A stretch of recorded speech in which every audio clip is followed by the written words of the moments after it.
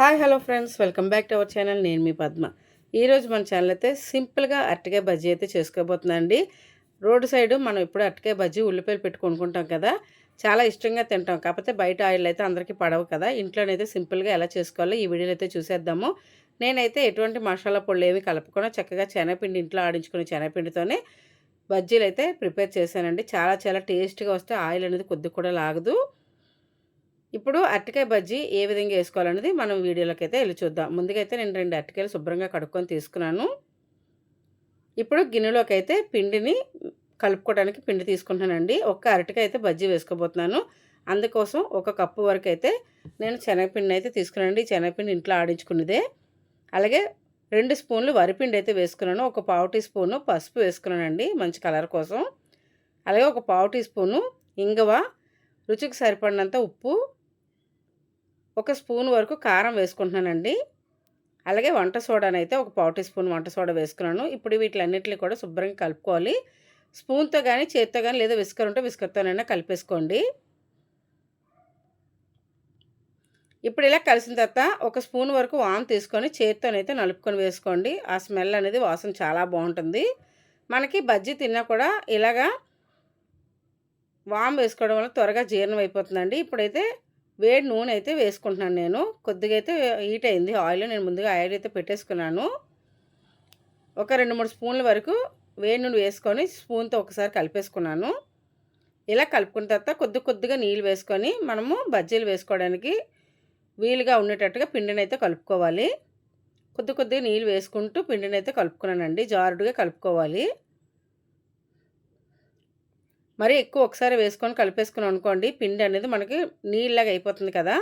అలా కాకుండా కొద్దిగా చిక్కగా ఉండేటట్టుగా చూసారా, బజ్జీ పిండి ఎలాగైతే ఉండాలో అలాగైతే కలిపేసుకొని పక్కన పెట్టుకున్నాను. ఇప్పుడు అరటికాయ అయితే కడిగేసి పక్కన పెట్టుకున్నాను కదా. ఇప్పుడు వాటిని తీసుకొని మీద పక్కన కింద పక్కన చిన్న చిన్న ముక్కలు అయితే కట్ చేసేసుకోవాలి. ఇప్పుడు తొక్కనంతా కూడా తీసేసుకోవాలండి. తొక్క తీసేసుకున్నాం కదా. ఇప్పుడు అరటికాయ నేనైతే ఒక అరటికాయని బజ్జీ వేస్తున్నాను.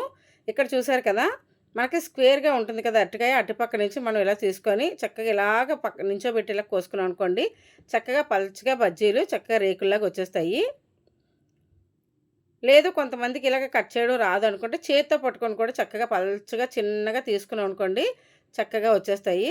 ఇక్కడైతే నేను ఒక్కొక్క అరటికాయకి ఇలాగ ఒక అరటికాయకి గాను 10 ముక్కల కింద అయితే పల్చగా చక్కగా కట్ చేసేసుకున్నానండి. బజ్జీలు వేసుకోవడానికి వీలుగా అయితే కట్ చేసి పెట్టుకున్నాం కదా.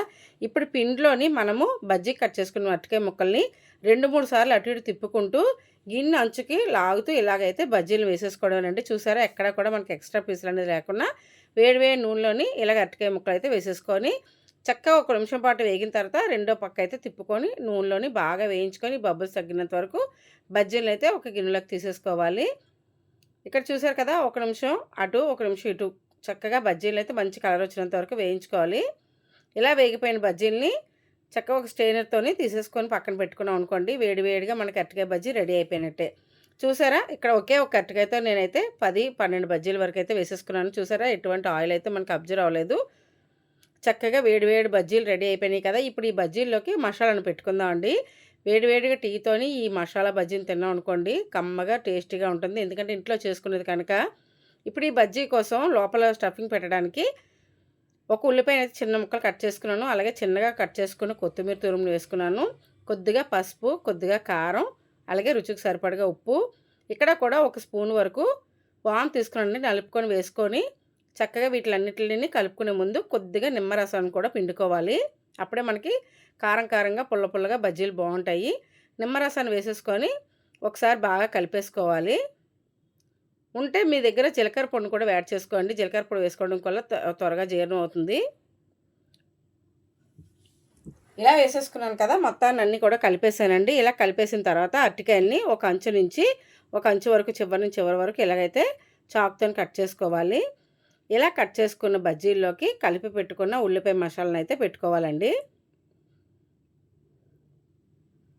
ఇక్కడ చూపించిన విధంగా చక్కగాన బయటికి రాకుండా చక్కగా లోపలికి ఉల్లిపాయ, కొత్తిమీర అన్నీ పడినట్టుగా చక్కగా కట్ చేసేసుకొని ఒక్కొక్క బజ్జీలోకి పెట్టేసుకున్నాం అనుకోండి, వేడి వేడి బజ్జీలు ఇలా తింటూ ఉంటే చాలా బాగుంటుందండి. బయటను కొనుక్కునే బజ్జీల కన్నా మన ఇంట్లో చేసుకొని ఇలా ప్రిపేర్ చేసుకుని అనుకోండి, పిల్లలు పెద్దవాళ్ళు బయటకు వెళ్ళకుండా ఇంట్లోనే చక్కగా తీసుకుంటారు. మనము ఇంట్లోనే ఆయిల్ యూజ్ చేస్తాం కానీ ఎటువంటి డైజెషన్ ప్రాబ్లం కూడా ఉండదు. అలాగే మీకు ఇంకొక టిప్ చెప్తానండి. ఈ బజ్జీలు మీరు ఏదైనా ఆయిల్ ఫుడ్ తింటే, ఇంట్లోనే కొంతమంది ఆయిల్ ఫుడ్ తినరు, కొంతమంది అవాయిడ్ చేస్తారు. అలా కాకుండా బజ్జీలు తిన్న తర్వాత ఒక గ్లాసు హాట్ వాటర్ అయితే తీసుకోండండి. ఒక గ్లాస్ వేడి నీళ్ళు తాగడం వల్ల మనకు ఆయిల్ అనేది స్టమక్ నుంచి కిందకి దిగిపోతుంది. మనకి ఎటువంటి ప్రాబ్లం ఉండదు బజ్జీ తిన్నా కూడా. అయితే నేను బజ్జీ వేసుకున్న కొద్దిగా పిండి ఉండిపోతే 2 ఉల్లిపాయలు కట్ చేసుకొని చక్కగా పకోడీ కూడా వేసేసుకున్నానండి. ఎప్పుడో నేను కూడా ఇయర్లీ వన్స్ కానీ, ట్వైస్ కానీ వేస్తాను. ముందైతే పిల్లలు చిన్నప్పుడు ఎక్కువగా వేసేదాన్ని. ఇప్పుడు వేయట్లేదండి. ఎప్పుడైనా వేస్తే మీకు ఈ టిప్ నచ్చిందనుకోండి, లైక్ చేసి, షేర్ చేసి, సబ్స్క్రైబ్ చేయండి. మీ ఫ్రెండ్స్ అండ్ రిలేటివ్ కూడా షేర్ చేయండి. Thank you for watching. Bye.